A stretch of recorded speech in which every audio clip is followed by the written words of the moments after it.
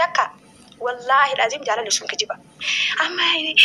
بقى ماريتيا سوسيتيا وانو بيكيا معلوماتكو ماميتيا اللي يقدر ما ماميتيا abjuun raawwate milkiin koosiin tole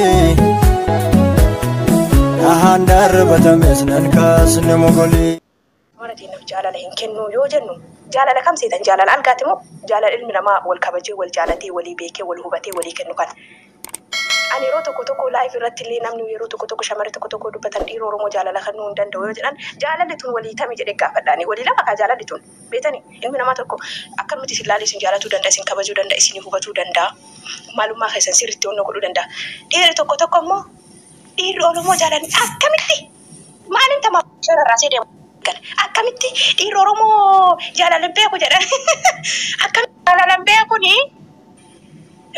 yaani dhala wajjin buleetini waan san godhuu hin beeku miti dubbiin achitti qaba naxibina qaba achitti jechuudha wanni chawaamu raaha astaghfirullah kasiin hin qaanfattu jettanii gisee wal shakashaktan hin qaanfattanii gaafa namni barumsaaf waa isinitti himee hin qaanfattanii silaa isin qaayidaan keessan waliin beekamu kanaaf irra qabee isin himaa jira akka isinii galu yoo isin hin galle garuu sirriitti isin abraarra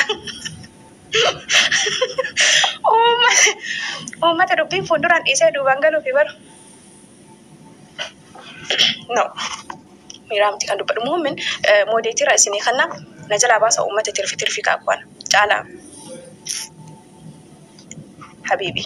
baguma naa dhufte moodeetira isinii kana lakkoofsa tokko barreessaa na jalaa baasa uummata tirfi kaaqu hunda isaa jechuudha uummata waliin feena hundaatiin na jalaa baasa kanaafuu horiinuu akiinuu walirraa hora insisaanuu rabbi mixiiwwanuu akiinuu walirraa horani dhiirri Oromoo jaalalan beeku yoo jennu dhalaa kunuunsuu hin beeku jechuudha. Dhalaa kunuunsuu hin beeku. Akkaataa jaalala itti ibsan hin beeku. Intalaa jedha barga nama qayyadin intalaa anchi yoo mallaqa jaalala kijibaa dhiirri Oromoo jaalala kijibaa yoo nama jaalate akkamitti akka beeytani waan ofii jechuu eegala. Tiyyaa waan ofii qashtii tiyya jechuu eegala. Jaalalli sun kijiba. والله لازم جالا لسون كجبا أما بقى ماريتيا سوسيتيا وانو بيكيا معلوماتكو ماميتيا اللي يقدر ما ماميتيا أكان سنجد تانا نكيدير Oromoo دايركت كسي جالاتو أنشي إيسا تورتي garam baate maan bilbilin maa akkasin ta'in akkana normaali haasa normaali fakkeessuu hin danda'u maamaa tiyya qashtii tiyya si galabbatee ol si garagalchee gama si qabee kana fakkeessuu hin danda'u kijibaano akkuma waan ittiin eebbifamee yaa si yaadee barii achiin bahee achiin seenee ebadee kijibni isaanii tokkommaa kijibni gaafa san takki mallaqa barbaada takki yeroo sitti dabarsuu barbaada takki simeetii isaa sitti qorrisiifatuu barbaada takki immoo dildila si godhuu barbaada hanga ta'oonneen isaa barbaaddu tan bultiif barbaadu sun dhuftuu fi dildila si godha laalsi mara tara maammadaa gaafa ta'e inni barbaadu dhufte ni tara. Osoo akkasitti hin barre osoo maareetii si jedhu suusiitii si jedhu si malee hin jiraadhu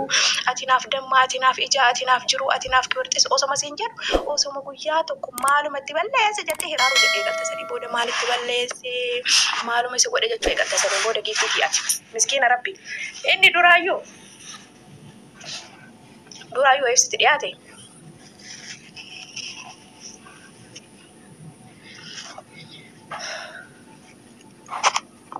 Oh, amazing. Ani ni beeka.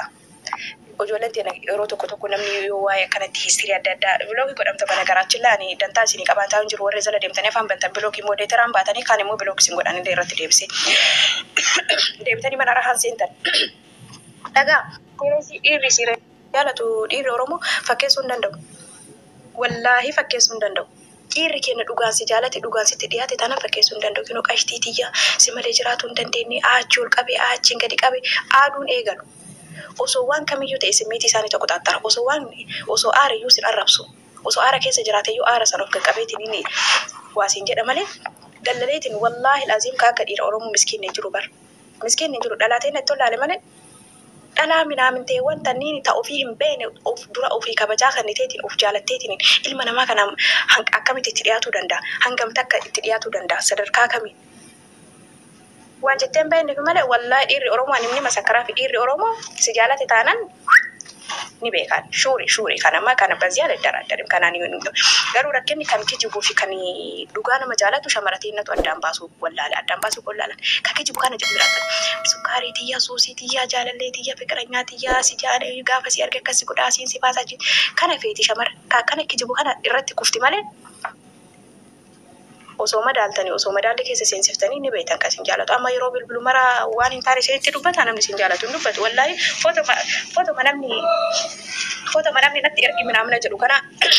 na ergin jedhu ka dhugaan si jaalatu footoo qaama kan kee arguu fedhaa ol garagalii kanaayyuu hin qabu namni onni irraa si jaalatu wallaahi isin jedhu kaawwee bu'aaf sitti dhiyaate way dammoo gizeef hanga tabarbaaddu sun dhuftuu fi tanii yeroo sirra dabarsuu barbaade kan akkasiisani malee na seensi warra jettan waan haasoftan qabdani waan haasoftanoo qabatan isin seensisa raaha maalirra jirta maal haasofta ajandaan kun ittiin tolle ajandaa jijjiirri jechuuf akka ta'u taate immoo yeroon qabuun turuan inni ba'a.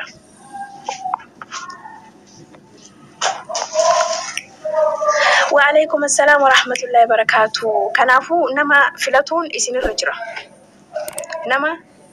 filadhaa ofii keessaniif yeroo baay'ee ijoolleen teenya nama kijibu filattan nama kijibu irra jaalattan nama kijibutti fiidan nama kijibu ofitti dhiyeessuu feetan nama dhugaa dubbatu ofirraa fageessitan nama fakkeessine kunoo si jaaladhaa si kabajaa minaamina intaloo dhugama garuu dhiirri kan nama jaalatu nama kunuunsuun beeku rispeektii waan jedhamuun beeku rispeektii ilma namaaf kan nama jaalate tokkoo fi miti nama kararra deemu tokko kabajaa qabaatu qabdaati.